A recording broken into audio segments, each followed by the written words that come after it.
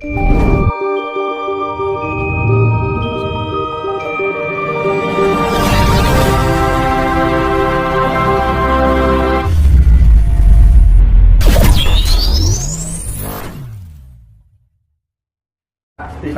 Piningit itu berhubungan dengan alam semesta, tidak ada hubungannya dengan Presiden Republik Indonesia. Ya, itu yang namanya Satrio Piningit itu pelaku keadilan semesta. Jadi ketika keadilan di muka bumi ini sudah tidak bisa ditata oleh sosok manusia, maka alam semesta itu melakukan satu pengadilan tersendiri, itu disifatkan kepada sosok Satrio Piningit, Ratu Adil. Jadi hubungannya itu bukan Nusantara, Satrio Piningit jagat ini, Mas. Jadi tidak hanya untuk Indonesia saja. Nanti masuk akal. Nah, nanti keadilan di bumi ini akan digerakkan oleh alam semesta, tapi harus disifatkan pada sosok daging. Ya itulah yang disebut Satrio Piningit, dan itu tidak sendirian. Yaitu wujudnya tim. Satrio Piningit itu berarti bukan satu orang dong? Pemimpinnya satu. Pemimpinnya satu, tapi anak buahnya banyak. Nah, ini direstui oleh 3 golongan penghuni semesta ini. Keturunannya Azazil, keturunnya Ifrit, keturunnya para manusia. Dan mereka Satrio Piningit ini sudah terbebaskan dari godaan iblis. Iblis itu apa?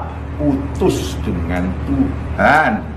Apalagi tergoda sama yang kelas-kelas bawah, setan itu udah. Jadi barangkali ada salah satu karakter atau sifat dasar yang dimiliki oleh Satrio Piningit. Selain dia Satrio, dia juga Pinandito, dia juga Sinisian Wahyu. Artinya langkahnya itu dibimbing langsung oleh yang kuasa dan para leluhur. Iya, itu dia akan dibimbing oleh, ya bukan dibimbing ya, dia akan belajar dari tipikal para dewa, para dewi yang setiap hari hanya mengatur alam semesta. Itu dia akan dibimbing oleh istilahnya kelompok-kelompok jin, yaitu direstui ya, keturunan jin, keturunan manusia, di mana ketiga unsur makhluk yang menjadi penghuni alam semesta ini mereka bersepakat bagaimana menjadi atau istilahnya memunculkan satu kehidupan yang sinkron di dunia ini kayak gitu. Nah itu akan turun berapa ratus tahun sekali. Ya contohnya ya ini energi positif dan negatif di alam semesta ini sudah nggak seimbang, terlalu banyak yang negatif. Ini akan, mohon maaf, diratakan. Jadi yang positif dan negatif. Dan ini banyak korban nanti.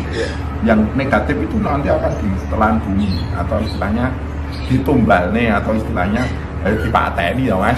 Menaik seimbang ya sudah, Satrio Piningit naik lagi. Nah besok berapa ratus tahun lagi turun lagi seperti itu. Lah itu ada yang disebut dengan kiamat kubro sama kiamat suro. Itu jadi mungkin nanti Satrio Piningit itu nanti turun itu hanya mengurangi manusia yang katanya ini sepertiga. Nah, sepertiga sekarang kan, nah sekarang 9 miliar kan berarti 3 miliar manusia harus ditelan oleh bumi. Lah ini nanti terjadi keseimbangan. Lah nanti beranak pinak lagi tuh. Akhirnya sing negatif sama positif, sing negatif meneh Satrio Piningit turun lagi. Itu masih suwo. Ya, kalau sudah kubro ya wallahu a'lam Mas. Kiamat kubro itu entek-entekan kayak istimewa Gus. Sungguh penjelasan yang sangat istimewa. Mereka benar-benar utusan alam, Mas. Utusan alam semesta, direstui dan diizinkan oleh Allah atau istilahnya Tuhan. Ya dia membuat satu peranatan baru di dunia ini. Dan tidak ada hubungannya dengan Presiden Amerika, Israel, Cina, Eropa atau Indonesia, enggak ada. Itu nanti perspektif kita aja yang terlalu sempit barangkali memahami Satrio Piningit. Lah itulah seninya orang memahami kayak gitu. Itu seni tersendiri. Ya bagus. Jadi teman-teman tidak usah khawatir, Satrio Piningit kita akan ikut konvensi Partai Nasdem. Enggak ada. capres-capres yang lain. Oke, Gus Taufik nih, pandangan Thoriqot Satariyah ketika Mbak Laila akan menikah dengan seseorang, terus kemudian tergagal perjodohan weton perjodohan yang memang orang Jawa tidak berani betul nih, kalau ketemu ini nggak berani betul. Yang ingin saya tanyakan, adakah ilmu yang lebih tinggi yang bisa mengalahkan weton yang dilarang menurut orang Jawa itu? Misalnya ikhtiar yang sangat kuat langsung kontak dengan sang pendeta itu, bagaimana Thoriqot Satariyah memandangnya, Gus? Ya kalau kita sih sudah nggak memandang weton gitu. Karena gitu weton ya? itu berhubungan dengan hari.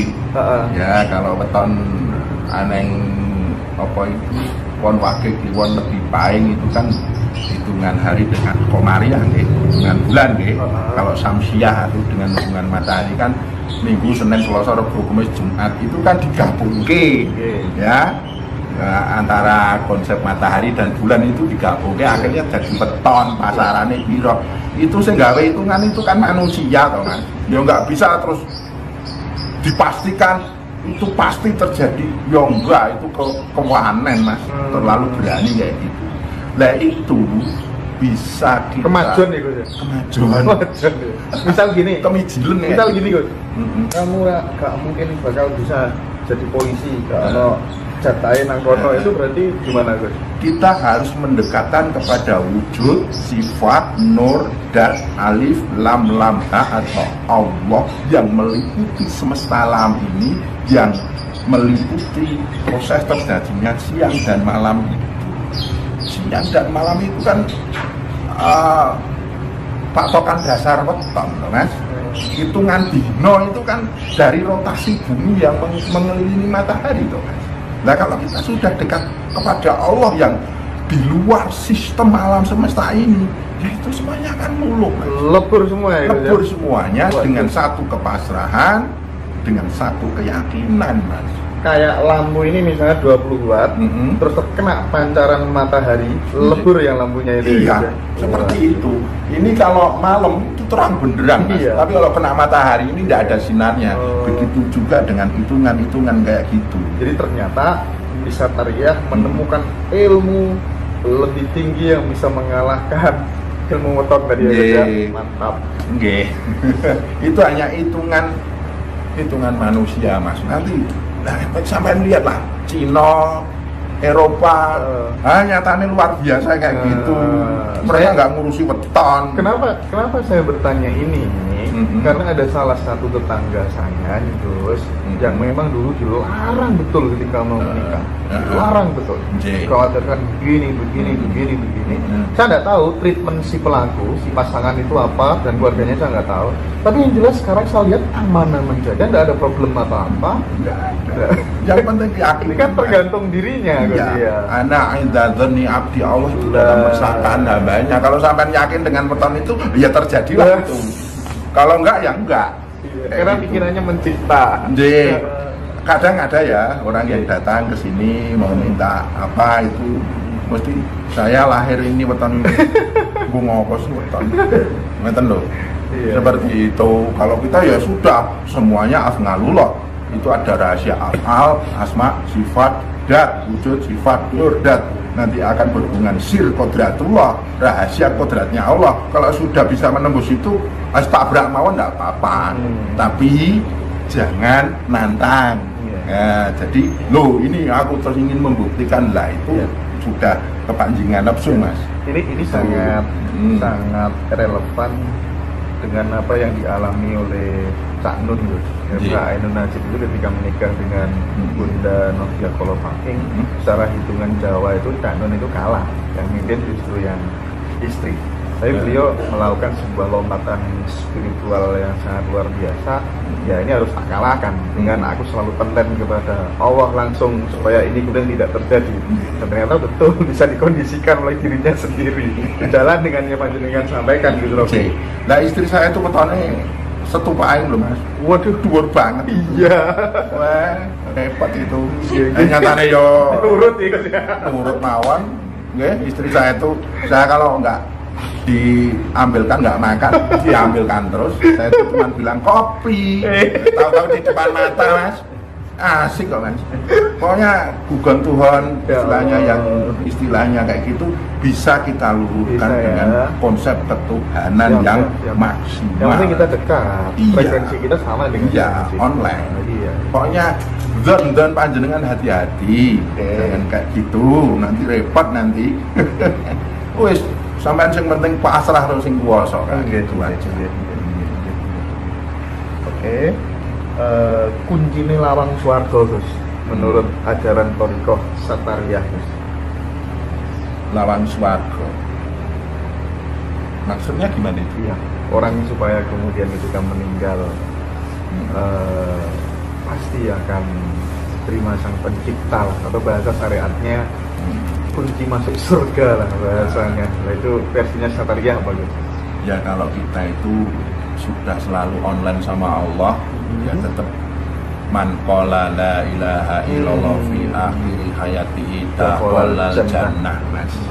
Jadi yang namanya orang mau mencari kunci surga, ya kita harus dekat sama yang menciptakan surga. Tapi bukan berarti terus nek mati ini nyebut la ilaha illallah terus masuk surga, bukan berarti begitu ya Gus? Bukan seperti itu, tapi kita harus nunggal apa istilahnya, bukan nunggal ya, kita harus menyambungkan, Menerjemahkan la ilaha illallahnya dalam kehidupan sehari-hari itu. Ketika Iya. mau bisa raga, itu sudah Iya. nggak membawa apa-apa gitu ya Gus? Jadi gini loh, yang namanya la ilaha illallah itu ada satu makna tersendiri di Satariyah ini, bahwa sampean itu kan ya, jadi manusia ya, jenengan kan punya wujud, punya sifat, punya nur, punya dat. Iya. Ya, wujud sifat nur dat panjenengan yang kecil-kecil ini, saya juga inilah yang disebut ilah. Lah kemudian akan menyatu dengan wujud sifat nur dat semesta alam ini yang tak berbatas. Makanya semua manusia itu sesungguhnya tertulis la ilaha illallah. Sesungguhnya Mbak Laila ini tidak ada. Yang ada hanyalah wujud sifat nur dat Allah yang diberikan kepada Mbak Laila. Itulah yang namanya ilah. Makanya la ilaha illallah. Nah seperti itu. Jadi kalau saya mengucapkan la ilaha illallah, saya itu tidak ada. Saya itu hanya bayangan wujud sifat nur dat yang diberikan oleh Allah padaku. Nah, wujud sifat nur datku itu pun tidak ada. Yang ada adalah wujud sifat nur dat Allah yang meliputi semesta alam ini. Itulah yang disebut la ilaha illallah. Semuanya ini tertulis la ilaha illallah. Muhammadur Rasulullah itu bahwa ilah yang ada pada Mbak panjenengan sama saya ini semuanya sempurna. Nah, kesempurnaan itu yang disebut secara dohir namanya Muhammad Rasulullah, secara batinnya namanya Ahmad Rasulullah. Disitulah yang disebut Muhammadur Rasulullah Sallallahu Alaihi Muhammad, itu wujud sifat nodat yang meliputi semesta alam ini, mensolawati wujud sifat nodat yang ada pada diri kita yang sempurna itu. Nah itu kalau kita bisa menjiwai, menghayati, ya sudah, kita kolal jannah, mas. Jadi la ilaha illallah itu tidak cukup hanya unen-unen, itu nanti hanya ya vibrasi suara, mas, tapi tidak ada vibrasi energi. Nah di situ la haula wala quwata illa billahnya nggak ketemu di situ. Jadi bisa dengan mengucapkan Allah bahwa wujudku ini akan kembali kepada wujudullah, sifatku kembali kepada sifatullah, nurku kembali kepada nurullah, datku atau ada dan hidupmu kembali ada kepada ada dan hidupnya Allah. Saya mengucapkan Allah plus kayak gitu. Nah la ilaha illallah itu ya seperti yang saya terangkan tadi, kalau kita sudah bisa mengucapkan la ilaha illallah, ya sudah dakhalal jannah, masuk di surga kan kayak gitu. Rokok dulu guys, Monggo, kopi dulu guys. Saya ngambil di Samsu. Monggo. Ini yang sudah bukaan. Oke. Itu dibuka lagi sudah nggak apa-apa. Anu guys, pada akhirnya nih, setiap manusia kan akan sendiri ketika sudah tiada, meninggalkan sendiri. Pertanyaan saya, bagaimana cara kembali kepada diri yang benar-benar sejati, Gus Robin? Makanya semua orang nanti mati dalam keadaan sendirian. Makanya hati-hatilah ketika engkau sendirian. Engkau itu akan mengambil teman enggak? Ketika engkau sendirian, ya mbaknya itu sendirian di rumah, engkau berteman dengan siapa? Kadang orang kan ketika sendirian berteman dengan masalah-masalahnya, hayalan-hayalannya, kayak dewe tapi ruang ini minta ampun. Ya, makanya ketika sendiri itu bagaimana dengan menciptakan satu hubungan pribadi antara dirimu dengan Tuhanmu. Seperti itu.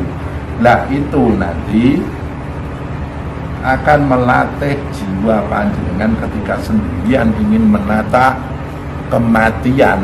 Panjenengan akan bertemu Tuhan yang sudah engkau akrabi ketika engkau sendirian. Nah, kan gini Mbak Laila ya, sendiri di rumah, pikirannya so ngamjang-ngamjang nengwi, kepinginan kae-kae, kan seperti itu. Makanya kalau kita sendiri itu harus putus semuanya. Khayalan, bayangan, keinginan, kemauan putus. Namanya wukuf, berhenti.